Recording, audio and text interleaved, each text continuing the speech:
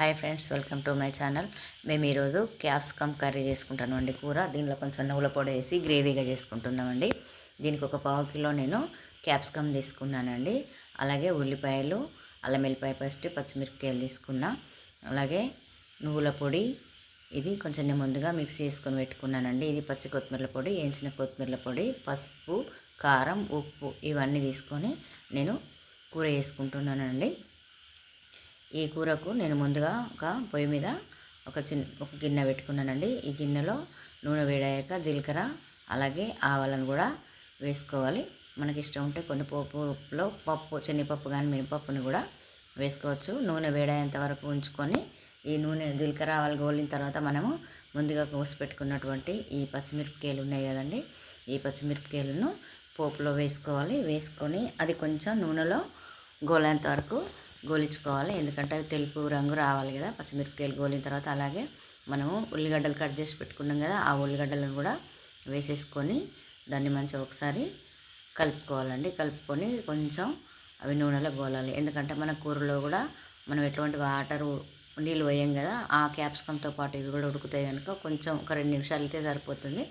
దానిలో మనము అల్లం వెల్లిపాయ పేస్టు ముందుగా చూపించినాం కదండి, ఇవన్నీ అల్లం వెల్లిపాయ పేస్ట్, పచ్చి కొత్తిమీర పొడి, వేయించిన కొత్తిమీర పొడి అన్నీ వేసుకోవాలి. ఇలా పచ్చివాసన అయ్యేంత వరకు మాత్రం దీన్ని ఈ అల్లం వెల్లిపాయ పేస్ట్ కొంచెము కలుపుకోవాలి.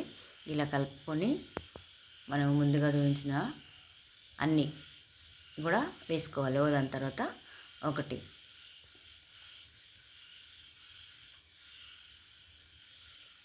పసుపు సాగినంత, అలాగే పచ్చి కొత్తిమీర పొడి, వేయించిన కొత్తిమీర పొడి, కొంచెం మెంతి పొడి వేసుకొని అన్నీ నూనెలో కలిసేంత వరకు ఒకసారి కలుపుకోవాలి. కలుపుకొని మనం ముందుగా కోసి పెట్టుకున్నటువంటి క్యాప్సికమ్ను కూడా అందులో వేసుకోవాలండి. దీన్ని 5 నుంచి 10 నిమిషాలు, ఎందుకంటే కొంచెం దొడ్డుగా ఉంటాయి కదా, ఈ క్యాప్సికమ్ అనేది మంచిగా ఉడకాలి. దీన్ని ఉడకడానికి నేను దీనిలో ఉప్పు వేసుకుంటే మనము ముందుగా ఉప్పు వేసుకుంటే మంచిగా ఉడుకుతుంది. దీనిలో కారం సరిపోదు, నేను తర్వాత వేసుకుంటా. ఎందుకంటే క్యాప్సికమ్ కొంచెం ఉడికిన తర్వాతనే మనం ఏ కూరనైనా కొంచెం ఉడికిన తర్వాతనే మనం కారం వేసుకోవాలి. ఉప్పు మాత్రం ముందుగా వేసుకోవాలి. ఉప్పు ముందుగా వేసుకుంటే మంచిగా దానిలో నీరులాగా ఊరుతుంది కదా, తొందరగా ఉడుకుతుందండి. దీనికి నేను పైన కొన్ని గిన్నెలో నీళ్ళు పోసి పెట్టుకుంటానండి. ఈ నీళ్ళు పోసి పెట్టుకుంటే ఆవిరికి ఇది మంచిగా ఉడుకుతుంది.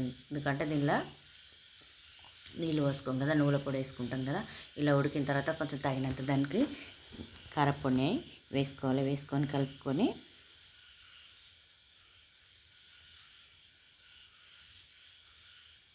నేను నీళ్ళు పోసుకున్నది అప్పుడు చూపించలే కదా, ఇప్పుడు నీళ్ళు పోసి పెట్టింది చూపిస్తా చూడండి. మనం ఏ కూరలోనైనా ఇట్లా పోసి పెట్టుకుంటే ఆవిరి అనేది కిందికి దిగుతుందండి. ఈ నీళ్ళు మసిలి కిందికి చుక్కలు చుక్కలుగా వడుస్తుంది, అది మనకు తొందరగా ఉడుకుతుంది.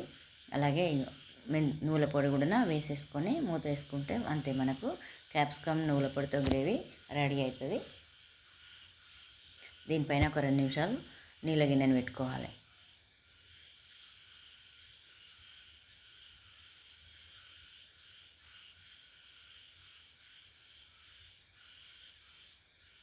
ఇలా నీళ్ళు పోసి పెట్టుకుంటే ఆ నీరు అనేది దిగి మనకు ఈ ఆవిరికి మంచిగా ఉడుకుతుంది. ఇలా నూనె వేరిందంటే మనకు ఏ కూర అయినా ఇలా నూనె వేరేదాకా ఉడికిందంటే, ఉడికినాక మనకు ఈ కూర రెడీ అయిపోయినట్టేనండి. అంతే, మనకు క్యాప్సికమ్ నువ్వుల పొడితో గ్రేవీ రెడీ అయింది. ఇది అన్నంలోకి కానీ చపాతీలోకి కానీ దేనిలోకైనా చాలా బాగుంటుందండి.